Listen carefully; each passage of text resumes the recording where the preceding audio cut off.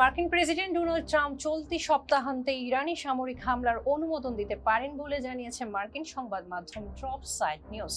প্রতিবেদন অনুযায়ী মধ্যপ্রাচ্যের মিত্র দেশগুলোর নেতৃত্বকে ইতিমধ্যেই এই সম্ভাবনার কথা জানানো হয়েছে। এমনকি কর্মকর্তারা বলছেন ফেব্রুয়ারিতেই হামলা শুরু হতে পারে। একাধিক সূত্র এই তথ্য নিশ্চিত করেছে। আরব সরকারগুলোর পরামর্শক হিসেবে কাজ করা এক সাবেক জ্যেষ্ঠ গোয়েন্দা কর্মকর্তা বলেন, এই হামলা শুধু পারমাণবিক কর্মসূচি নিয়ে নয়, এর মূল লক্ষ্য ইরানের শাসন ব্যবস্থা। জীবন অবাক না করলে কে করবে? 28% মিল্ক ফ্যাটের অবাক করার সাথে ফ্রেশ মিল্ক পাউডার। জীবন অবাক করুক প্রতিদিন। তার ভাষায়, মার্কিন যুদ্ধ পরিকল্পনাকারীরা ইরানের পারমাণবিক স্থাপনা, ব্যালিস্টিক ক্ষেপণাস্ত্র এবং সামরিক ঘাঁটিতে হামলার পরিকল্পনা করছে। তবে চূড়ান্ত লক্ষ্য হলো ইরানের সরকার, বিশেষ করে ইসলামিক রেভলিউশনারি গার্ড কর্পস অর্থাৎ আইআরজিসির নেতৃত্ব ও সক্ষমতা ধ্বংস করা।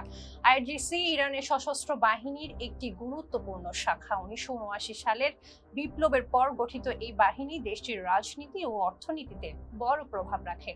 সূত্রগুলো বলছে, ট্রাম্প প্রশাসনের ধারণা আইআরজিসির নেতৃত্বে আঘাত হানতে পারলে দেশ জুড়ে প্রতিবাদ শুরু হবে, আর তাতে সরকার উৎখাতের পথ খুলবে। একই সূত্র জানিয়েছে, ইসরায়েলি প্রধানমন্ত্রী বেনিয়ামিন নেতানিয়াহু এই হামলার অপেক্ষায় আছেন। তিনি ট্রাম্পকে আশ্বাস দিয়েছেন, ইরানে পশ্চিমাদের সঙ্গে বন্ধুত্বপূর্ণ একটি সরকার গঠনে ইসরায়েল সহায়তা করবে। এদিকে দুজন জ্যেষ্ঠ আরব গোয়েন্দা কর্মকর্তা ড্রপ সাইট নিউজকে জানিয়েছেন, যে কোনো মুহূর্তে ইরানে মার্কিন হামলা শুরু হতে পারে। তবে যুদ্ধ এড়াতে শেষ মুহূর্ত পর্যন্ত কূটনৈতিক তৎপরতাও চলছে।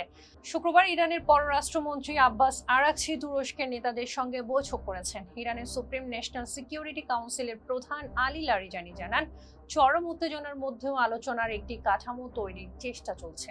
শনিবার সামাজিক যোগাযোগ মাধ্যমে এক পোস্টে তিনি বলেন, মিডিয়ার উত্তেজনার বাইরে আলোচনার পথ খোলা রাখার কাজ এগিয়ে যাচ্ছে। অন্যদিকে এয়ারফোর্স ওয়ানের সাংবাদিকদের প্রশ্নে ট্রাম্প বলেন, মধ্যপ্রাচ্যে যুক্তরাষ্ট্রের ব্যাপক সামরিক শক্তি জোরদার করেছে।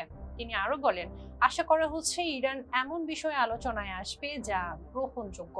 হামলা না হলে ইরান আরো শক্তিশালী হবে। এই প্রশ্নে ট্রাম্পের জবাব ছিল, কেউ কেউ তা মনে করে, আবার কেউ কেউ মনে নাও করতে পারে। সঙ্গে থাকার জন্য ধন্যবাদ। জীবন অবাক না করলে কে করবে? 28% মিল্ক ফ্যাটের অবাক করার সাথে ফ্রেশ মিল্ক পাউডার। জীবন অবাক করুক প্রতিদিন।